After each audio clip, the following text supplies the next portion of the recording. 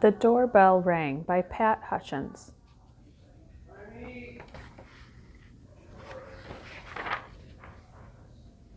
I've made some cookies for tea, said Ma. Good, said Victoria and Sam. We're starving.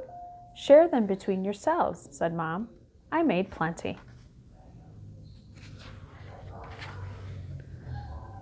That's 6 each, said Sam and Victoria. They look as good as Grandma's, said Victoria.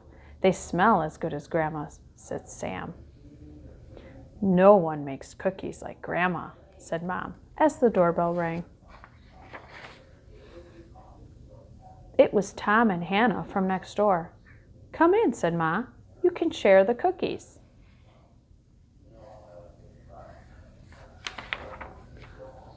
That's 3 each, said Sam and Victoria.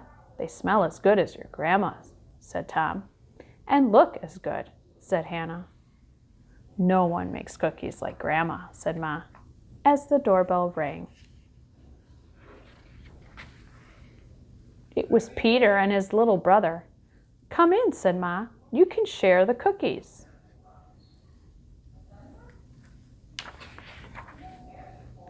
That's 2 each, said Victoria and Sam. They look as good as your Grandma's, said Peter, and smell as good. Nobody makes cookies like Grandma, said Ma, as the doorbell rang. It was Joy and Simon with their 4 cousins. Come in, said Ma.